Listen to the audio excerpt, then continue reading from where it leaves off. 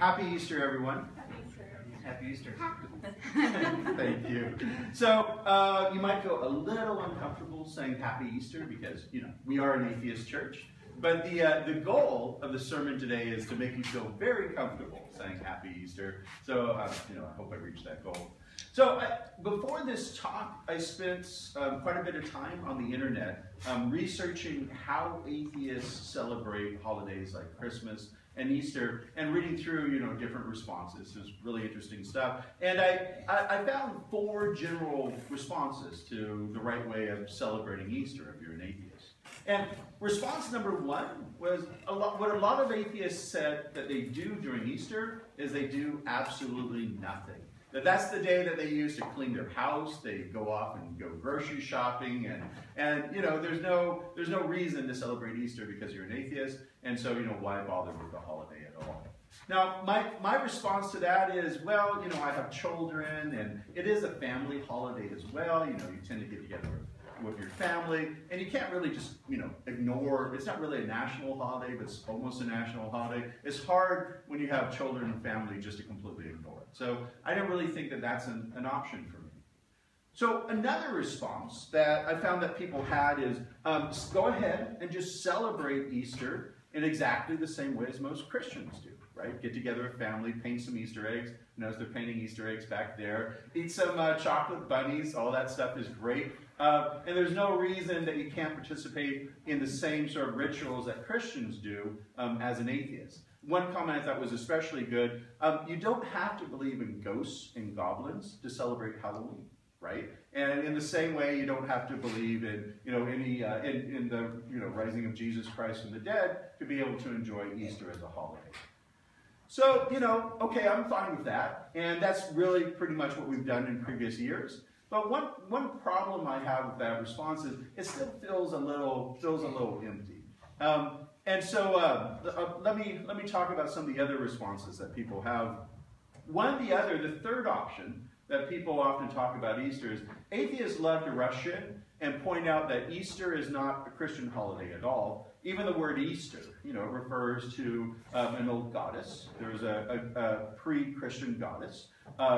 This comes from the Venerable Bede, who is the father of English history. But the Easter holiday, and the other thing about the Easter holiday is it is a little odd that it's named Easter after an old pagan goddess. The other weird thing about Easter is it actually is calculated. The way the date for Easter is calculated is based off of the spring equinox. And what does that have to do with Christianity at all? It has nothing to do with Christianity. It's because Christians co-opted the holiday from earlier religions.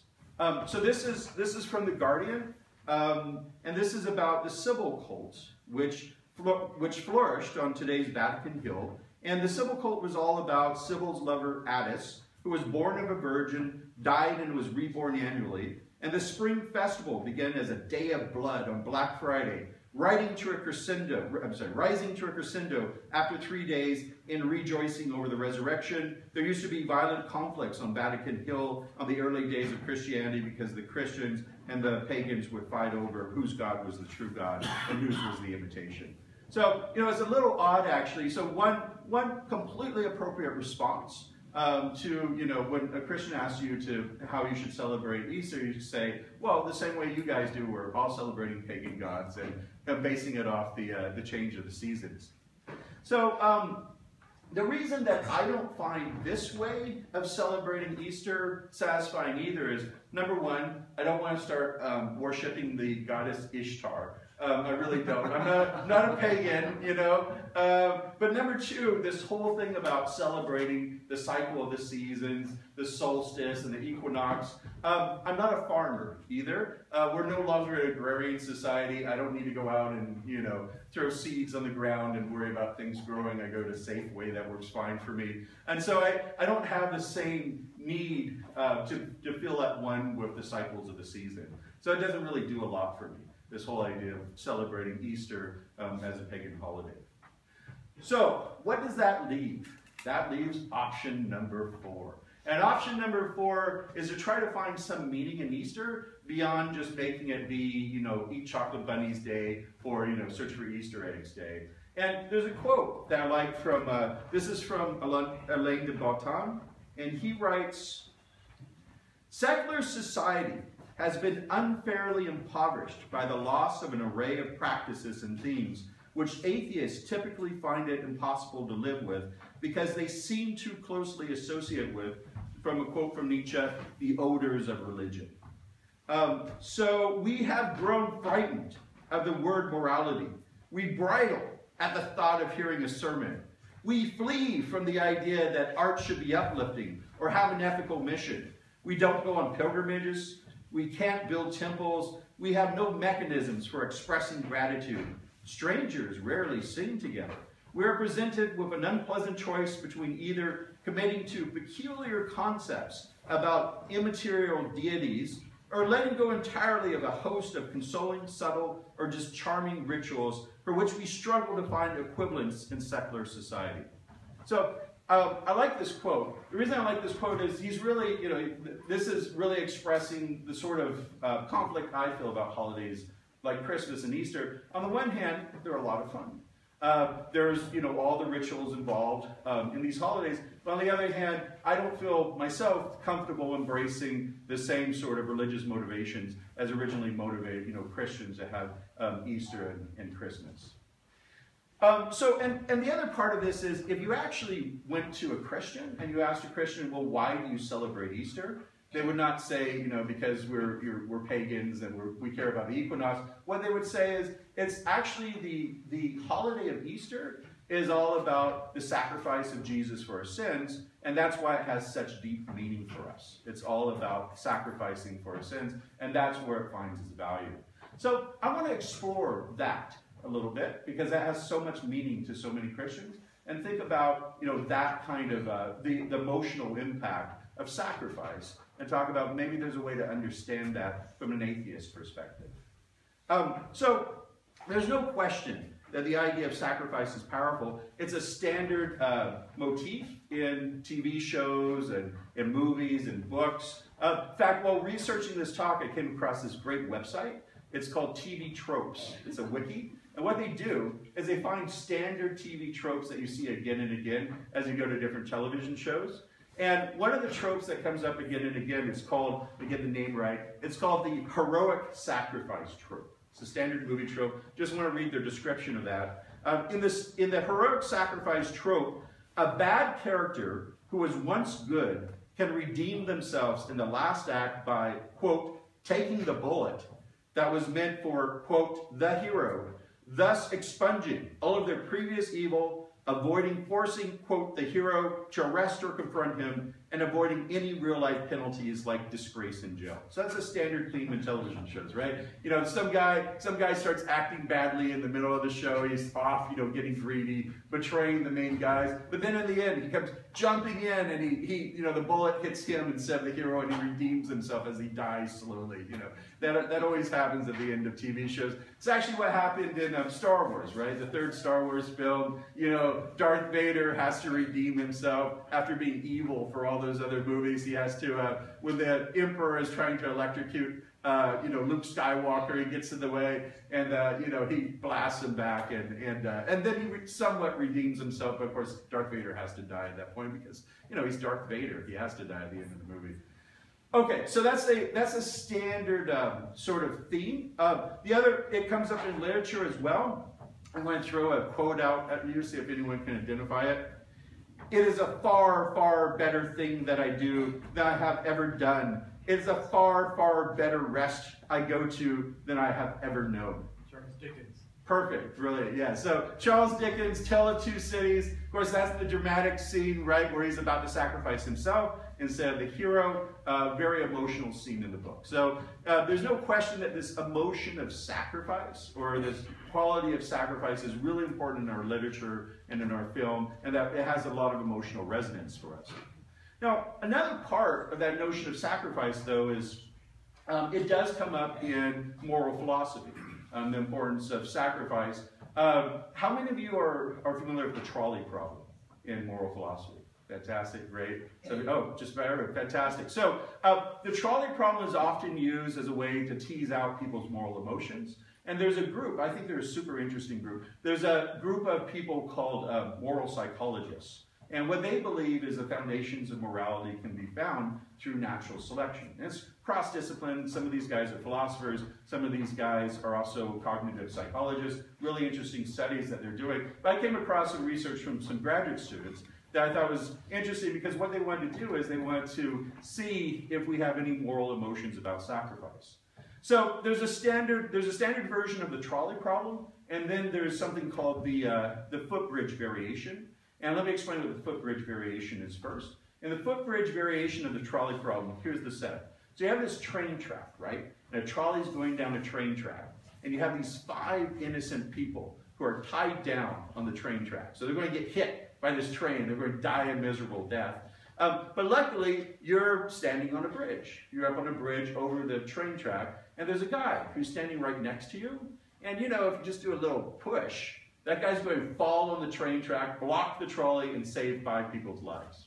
So here's my moral question for you today. Option A, option B. Option A is you let the trolley go ahead and kill the 5 innocent people. Option B is you push the stranger off the bridge onto the trolley track. Let me see, how many go for option A? Okay, how many go for option B? You could jump. Oh, that's a great point. Part of the trolley problem is Yeah. that the stranger, and this gets into other psychological issues of how you judge other people, Yeah. is very larger than you. Yeah. You if you threw yourself would not be able to stop the trolley. And it can only be this particular stranger. If you shoved them right now, they could stop it. Yeah, no, but that's a great. The reason that's such a great question is that's exactly the variation that they started research.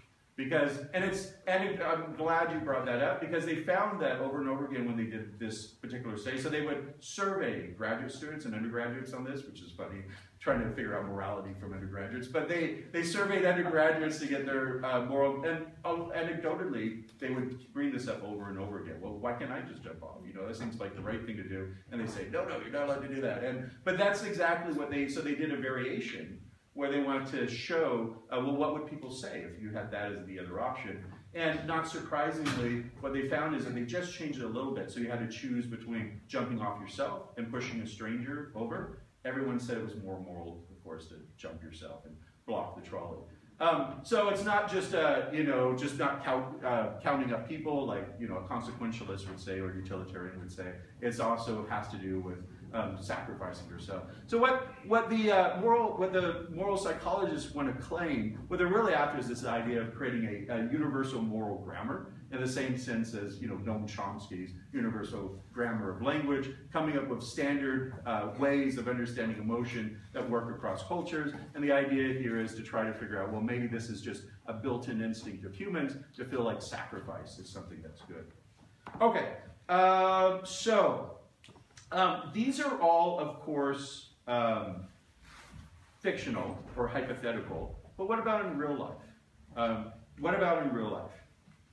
So I spent some time researching on the internet, and I found it was actually very hard to find articles on people sacrificing themselves for others in a very pure way, where people just do something like give up their own life to help another person. The first thing I found about it is, well, let me tell you a story. Here's a story. So this happened back in January 13th, 1982. This happened in Washington, D.C. There was an Air Florida flight that took off. It was a horrible snowstorm. Snow was coming down hard, and the flight didn't last long and crashed into the Potomac River. The river was covered with ice everywhere. Almost everyone on the airplane perished immediately because they fell into the icy ocean, and only the tail was up above water in the river. And 6 people from the original flight managed to swim up and hold on to that tail section of the airplane. So we only had 6 people who managed to survive the crash of the flight. All right, so remember, the conditions are horrible. And so originally they tried to send in boats, but the water was too icy, so they couldn't get to them by boats. They tried helicopters, but they couldn't do that because it was too windy. People passing by did things like they tried to put on, like life preservers and put ropes around them and swim out. It was so cold they got exhausted really quickly and they had to pull them back. So they had these 6 people out there, and this was all live on the news. This was back in 1982. This was all live on the news, these 6 people hanging off of the tail section of this airplane. Now, fortunately, one very brave helicopter pilot, managed to fly out over the 6 people, and he was able to lower down a life ring, right, onto the 6 people hanging on to the back of the plane. And so the life ring came down, and the first passenger grabbed the life ring, he pulled him up, and he flew the passenger off to safety, off on the side of the river. And then he came back again. He flew back, and remember, there's 5 people left here. And then he brought down the life ring again, but at that point, something unexpected happened. That passenger, instead of taking the life ring for himself, he handed it to the person next to him, who was also hanging on to the tail section of the plane. So that person was brought over to safety, and then the helicopter came back again, brought the life ring back down to the exact same person again, and again, this person handed it off to the other person, hanging on next to him, and again, until everyone, except for the person who was handing over the life ring, was brought to safety. Now, unfortunately, that last person, he died. He was, by the time that the helicopter got back, he had slipped into the ice and he had died. But this is a person who very clearly, sacrificed himself for the benefit of other people. He made a decision where, this couldn't have been for personal gain. It couldn't have been, it was a pure moment of sacrifice for himself, where he decided that the interests of the people around him outweighed his own interests. Now, the other interesting thing about this story is there was nothing particularly special about this person. He was a 46-year-old man, balding. He was a federal bank examiner. He did go to the Citadel when he was younger, so he did have some military background. But in general, he was just an average guy. He had the nickname Chub, and he was supposed to be a super affable guy. He wasn't, by anyone's description, no one would go around and call him a hero all the time. He was just the guy sitting next to you on the airplane who did all of this. Now, you might conclude from that there must have been something incredibly special about, let me tell you his name, by the way. His name was Arland Williams. His name was Arland Williams. There must have been something super special about Arland. Maybe he had some, incredible mutation in him. He was a hero mutation that made him unlike most people on Earth. So I did a little more research. And one of the things I've discovered, I don't know how many of you have seen the movie Closer, but this comes up in the movie Closer. There's something called Postman's Park in London. And what Postman's Park is, it contains a memorial to people, to heroic self-sacrifice. And the interesting thing about this park is it just has plaques, right? It has plaques throughout it. And each plaque gives a person's name, a date that the person died, and a one-sentence description of how they died. And these are all people in various ways sacrifice themselves for someone else. For example, one of them is a plaque to Mary Rogers. And Mary Rogers was a stewardess on the steamship Stella back in 1899. And here's the inscription on her plaque. Self-sacrificed by giving up her life belt and voluntarily going down in the sinking ship. So that's all she has on her plaque. I looked her up on Wikipedia and did some more background research on her, but that's what she's remembered for. And there's a lot of these plaques. So I kept researching, and one of the things I found is I came across something called the Carnegie Hero Fund. I guess you're supposed to pronounce his name Carnegie, but the Carnegie Hero Fund. And how many of you are familiar with Andrew Carnegie? Super famous industrialist. And yeah, fantastic. So just as a side, Carnegie was an atheist. He spent a lot of money trying to research human behavior. He had a lot of money to spend. He wrote in his autobiography, not only had I got rid of the theology and the supernatural, but I have found the truth of evolution. That's what he wrote in his autobiography. But he was interested in understanding human behavior. And one of the things that caught his eye is he came across a newspaper article in 1904 about a rescue attempt where there was the Harwick mine disaster. It happened in Pennsylvania, just outside of Pittsburgh. There was a big mine disaster. The mine caved in. All these people outside the mine came rushing in to help the miners who were inside the mine. And 2 of these people perished when they were trying to save their fellow miners. And he was so struck by that he decided to create something called the Carnegie Hero Fund. So he created a Hero Fund. And the idea of the Hero Fund is, here's the requirements if you want to get a Carnegie Medal for the Hero Fund. The candidate for an award must be a civilian who voluntarily risks his or her life to an extraordinary degree while saving or attempting to save the life of another person. Now, there's additional requirements. It's only for the U.S. and Canada. But it also can't be if you're in the military, it's part of your job, or you're a policeman or a fireman. It has to be just part of you acting out of pure self-sacrifice and not part of your job description at all. Okay, so this award now has been around 100 years. Anyone have any guesses at all how many times it's been handed out? 20. 20 times? Oh, yeah? 3. You think it 3 times? 10. 10 times. Any other guesses? 100 years. How many times it's been handed out? 1,000. 1,000. Fantastic. So it turns out it's been handed out over 9,757 times. Over 9,000 times. And they had to actually change the requirements for the award within the last couple of years, because the problem was there was just too many people eligible. They've given out over $80 million. And they're running out of money. And so they've given out $80 million over it, so they've made the requirements much more stringent, because there are just way too many heroes. There are too many people who sacrifice themselves for others. Let me just give you one story. This is just one of them. And they're all, you can go to the Carnegie Medal website and read about the other ones. But I like this story. This is a story about someone named Laura Shrake. And Laura Shrake was a college student. She was in Illinois. She was driving along. And she looked out her window while she was driving along, and she saw out in a field a bull who was attacking a woman. So the woman was on the ground, the bull was mauling her, 950-pound bull, really big bull. So she immediately pulled over and went jumping out of her car and running over, to the fence, which was enclosing the bull and the person. Now, unfortunately, the fence was electrified, and so it was a big electrified fence. And so she grabbed a plastic pipe that she found on the ground, not very big, about this big, grabbed a plastic pipe, and she leapt over the fence. So she jumped over the fence into the bullpen. She went running up to the bull and started bashing it in its head with the plastic pipe, so that the bull would be distracted so she could pull the woman on the ground out to safety, and then she was able to save the life of the woman. The woman lived. So she was able to save that person's life, and she lived as well. Both of them lived.